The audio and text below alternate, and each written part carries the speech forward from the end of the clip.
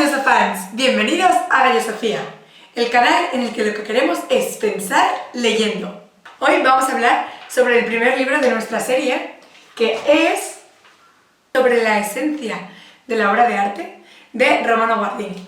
Antes de empezar a leerlo, quiero contaros la historia de este libro, este volumen en concreto. Yo hice un Erasmus en Múnich, en Alemania, y de camino de la universidad a la residencia había gente vendiendo libros por medio euro. Un día caminando me encontré este libro de Romano Guardini, que había sido profesor en esa universidad, que estaba en alemán, que lo estaban comprando en Múnich y que además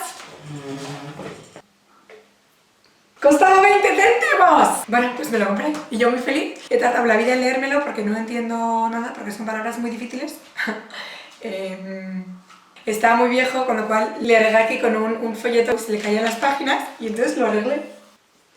Esta es la historia del libro, que es bonita, ¿verdad? Ahora ya vamos a pasar a el libro. Tiene 8 capítulos, son muy cortos, o sea, duran una página y media, 3 páginas. El primer capítulo, la pregunta, donde presenta el tema. El título del libro podría levantar sospechas. Pues claramente es imposible en un tiempo tan corto tratar un asunto tan complejo como la obra de arte. Bueno, muy bien, tienes que aceptar tus limitaciones. Cuando empiezas a tratar un tema te has de dar cuenta de lo que puedes abarcar, lo que no puedes abarcar, la envergadura de ese tema. Un folletito así es que es imposible. Me parece de mucha honestidad que lo acepte y que diga, bueno, es que podría levantar sospechas porque esto es muy cortito y el tema es inabarcable. Acaba el capítulo diciendo, solo se puede hacer un boceto de este tema, con lo cual empecemos sin más dilación. Antes de que acabe, presenta precisamente la pregunta.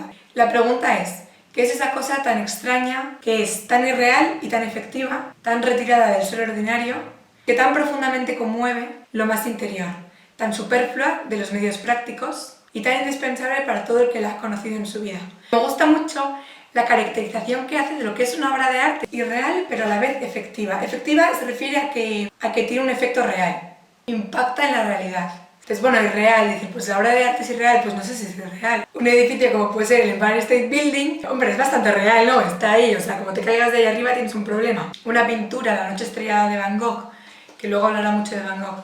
Bueno, es real, ¿no? Está ahí, ¿no? Una película, o sea, las cosas, pues sí, son reales las obras de arte. ¿A qué se refiere Guardini cuando dice irreal? El terreno de la obra de arte es un poco más la imaginación que la realidad, más lo espiritual que lo natural. Y me parece que es cierto. Me parece que muchas obras de arte, o todas, se podrían caracterizar como irreales. Y de hecho, un buen libro, una buena película, un buen cuadro, mucha gente lo que dice es que eso le transporta. Ese punto de irrealidad me parece que sí que lo tienen las obras de arte. Y sin embargo, luego dice que es efectiva, que conmueve el ser, te conmueve a ti mismo, ¿no? O sea, que te toca. De hecho, es indispensable para todo aquel que la ha conocido alguna vez en su vida.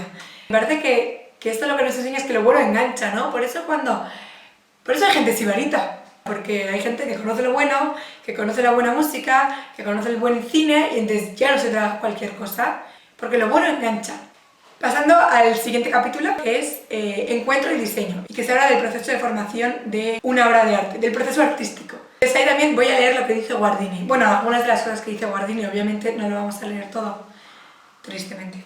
Un artista, sobre todo un pintor, se topa con un objeto de la realidad exterior, un árbol, un animal, una figura humana. Se siente conmovido por una especial cualidad de sus líneas, colores y movimientos. No solo porque son algo, sino porque dicen algo. A través de la capacidad de la forma revelan el ser. ¿Qué es el ser y qué es esto que la forma revela el ser? Es un berenjenal en el que se mete Guardini, muy valientemente, hay que meterse en berenjenales, pero no nos vamos a meter ahora, sino más adelante. Me parece interesante, el artista se siente conmovido por una cualidad especial de algo de la realidad externa, que no solo es algo, sino que le dice algo. Me parece muy bonito utilizar el verbo decir. El ser humano vive de la comunicación, que las cosas le comunican algo. ¿Tienen las cosas esta capacidad? Bueno, él dice que sí. Me parece una visión muy bonita de cómo son las cosas. Y esta conmoción que le provoca una cualidad especial de un objeto exterior le lleva a querer reformarlo, a querer producir algo nuevo dejando su huella. Y ahí habla Guardini del triunfo del artista sobre la naturaleza. Se convierte en creador, porque ese nuevo objeto que produce está en el mundo, pero no está en el mundo como perteneciendo al mundo, sino como algo suyo. Y me parece bonito esto de reformar algo que ya existe, pero haciéndolo nuevo. Un artista no saca nada de la nada. Es una mirada a la realidad diferente, pero no deja de ser una mirada a la realidad. Otra cosa muy interesante de este capítulo es que habla de límites. Que no se suele hablar tanto de límites cuando se habla de arte. en esta renovación que se hace del objeto externo hay límites. Límites del material escogido. Un pintor pinta en un lienzo y eso es liso. Un cineasta graba y eso pues estará en una pantalla. Una escultura es de piedra, que sea de piedra pues es de piedra y no va a dejar de ser de piedra y no va a hacer cosas que no haga la piedra. Incluso la literatura se apoya en lo escrito, ¿no? O en el sonido, que también es materialidad. Cada obra de arte está limitada a su materialidad. Me parece muy interesante que ahora se rompan estas barreras entre diferentes tipos de arte precisamente para explorar más libertad en la materialidad y de los límites de la temporalidad, de la época y de la personalidad del artista. Y ya, la última cosa que voy a decir de este capítulo, que es muy bonito y me he saltado muchas cosas, al captar la esencia de la cosa, el pintor también se capta a sí mismo. Efectivamente, no se puede hablar de una obra de arte si no se entiende que ahí hay un alguien detrás y que pone todo lo suyo. Esa forma de la naturaleza le dice algo y al decirle algo le habla de sí mismo. Cuando le saca esa cualidad que le ha llamado la atención, cuando la potencia, cuando la patentiza, cuando la expresa, siempre va a dejar su huella. El siguiente capítulo es las imágenes. Quizá nosotros lo podríamos entender como lo simbólico. Voy a pasar rápido. Habla de las imágenes elementares o elementales, las imágenes como elementos. Y para explicarlo pone un ejemplo y voy a seguir su ejemplo porque no es muy fácil de explicar. Toma el ejemplo del hilo y habla de diferentes mitos. Bueno, en concreto habla del mito de las Nornas, que es un mito nórdico. El hilo representa el curso de la vida. Cuando se corta el hilo, te mueres. El hilo se utiliza muchísimo. El mito del Minotauro, el mito de Aracné. Dice que el hilo tiene una significación propia. Que los seres humanos somos gente que expresamos las verdades más profundas de la vida, sobre todo a través de imágenes. No conceptos, no científicamente, ni siquiera filosóficamente, sino a través de la cultura, a través del mito. Ese mito y esa cultura tienen como base imágenes. Y habla de los niños. Les encantan las ceremonias. Y que nosotros, en cambio, los adultos, nos hemos olvidado del significado de las ceremonias, del significado del rito, de esas imágenes profundas que tienen sabiduría vital. Él habla de sabiduría vital. Habla también, por ejemplo, del camino, habla también del anillo. Os recomiendo que lo miréis, pero aquí ya no vamos a comentar nada más de eso. Pasamos al siguiente capítulo. El cuarto capítulo, la totalidad de la existencia. Tiene también algún puntillo metafísico, vamos a pasarlo por encima. Me pareció un capítulo buenísimo, del que quiero resaltar una idea que me ha encantado. Nunca la había pensado así y además me parece que el ejemplo que pone es buenísimo. Y cito, una auténtica obra de arte no es, como toda presencia percibida inmediatamente, un mero fragmento de lo que hay, sino una totalidad. Y sigue en otro sitio. Lo que se muestra en el cuadro aparece como un todo. Allí se hace perceptible algo que está más allá del objeto representado, la totalidad de la existencia en general. Bueno, ¿qué quiere decir Guardini con estas frases que he seleccionado? Claramente fuera de contexto cuesta hilarlas un poquito, pero la idea de este capítulo la ejemplifica con la silla que pinta Van Gogh. Una silla no es un mundo, y sin embargo, en la obra de arte, ahí la silla no es una silla como tú te la encuentras, no, es una silla que expresa un mundo entero. Toda la significación de la obra está en esa silla.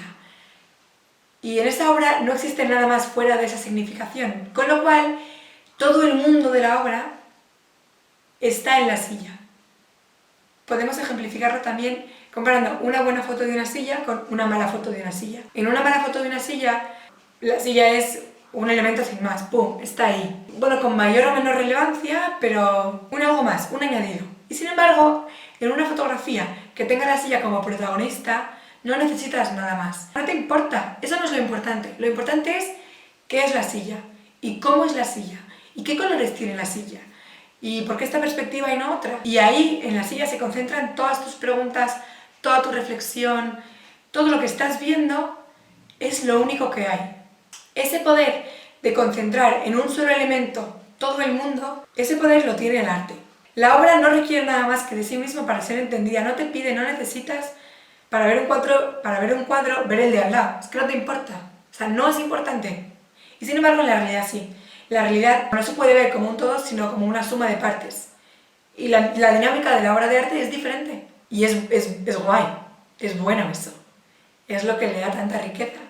El quinto capítulo es propósito, finalidad y sentido. Empieza el capítulo así. Forma parte de la obra de arte el tener sentido, pero no el tener finalidad. No se propone nada, sino que significa. No quiere nada, sino que es. Naturalmente, La obra concreta, con bastante frecuencia, sirve además para otras finalidades. Pero eso no es para lo que se crea, y acaba ese párrafo. En definitiva, la obra se crea para que exista y revele. Hay obras de arte que tienen otras finalidades diferentes a la que él habla de revelar el ser o revelar la interioridad o mostrar algo de la realidad como un mundo, que es lo que hemos venido diciendo hasta ahora. Tienen materialmente otras finalidades. Por ejemplo, el Guernica de Picasso es una denuncia social de los bombardeos de Guernica, de la guerra civil. Cualquier edificio arquitectónico se utiliza para algo, ¿no? Si no, no haces un edificio para tenerlo vacío y que te decore la ciudad. Eso se llama escultura, no edificio. Hay esculturas conmemorativas que conmemoran, hay esculturas conmemorativas, pero además son obras de arte, porque están hechas artísticamente, y hay obras de arte que ni conmemoran ni nada, que son obras de arte y punto. Y que es cierto que una obra de arte se puede hacer por varios motivos, se puede hacer para vender, se puede hacer para moralizar. Sin embargo, una obra de arte no moraliza en tanto obra de arte, moraliza en tanto libro. Conmemora en tanto escultura, denuncia en tanto pintura, pero no en tanto obra de arte. En tanto obra de arte, crea su propio mundo. El siguiente capítulo es la ética y la belleza. Empieza el capítulo hablando del concepto de catarsis, que es un concepto de la filosofía griega, del arte griego, en el que se une purificación con arte. El hecho de acudir al teatro griego e identificarte con los sentimientos de los protagonistas ayudaba a que expresaras lo que tú mismo llevabas dentro, sacaras fuera todo lo negativo y te quedaras purificado. Un poco como el fútbol ahora, pero modo griego. Dice Guardini que esta catarsis es una cosa inherente a la obra de arte y que ahí radica su dimensión ética. Es decir, que toda obra de arte tiene una dimensión ética. No es por el contenido de la obra de arte que una obra de arte es ética, sino la dimensión catárquica que tiene. Ahí, en la catarsis, queda radicada la significación ética del arte. Pone en un determinado movimiento la interioridad del contemplador. La purifica, la ordena, la aclara. El hombre está ocupado procurando llegar a ser esa imagen que se le presenta como su deber. Si tropieza con una obra que ha llegado a madurez y claridad, es decir, una verdadera obra de arte, entonces esa obra influye en su disposición interior para llegar a esa imagen, fortalece su voluntad de transformación y le promete cumplimiento. Esa sería la dimensión ética de la obra de arte, la capacidad de conmover y de que esa conmoción saque de nosotros lo mejor. No voy a entrar en cómo trata Guardini la belleza, sin más leeros esta frase que me parece muy buena y que da mucho que pensar. La belleza no es una ornamentación superpuesta que se añade cuando todo lo demás está hecho, sino que radica en lo anterior, es decir, antes del proceso de formación. La belleza es ese algo que descubre el artista y que tiene que manifestar, que tiene que patentizar, ese algo que tiene que saber conservar y expresar mejor. No es poner algo bonito. El siguiente capítulo es la relación con la realidad. Voy a leer lo que dice. También es parte esencial de la obra de arte que no esté en la realidad con su auténtica peculiaridad. Lo real en ella son los colores, los sonidos que se oyen, los materiales de que está construido el edificio, pero todo eso no es lo auténtico. Ello, lo auténtico, consiste en esa relación mutua, antes aludida, de esencia de la persona y esencia de la cosa. Y ahí llega a afirmar Guardini una frase que me parece buenísima, que es: las figuras solo comienzan a levantarse en el espíritu del observador que las mira. Ahí está hablando de las esculturas y de los frisos del Partenón de Atenas. Él dice que cuando nadie lo mira, hay piedras.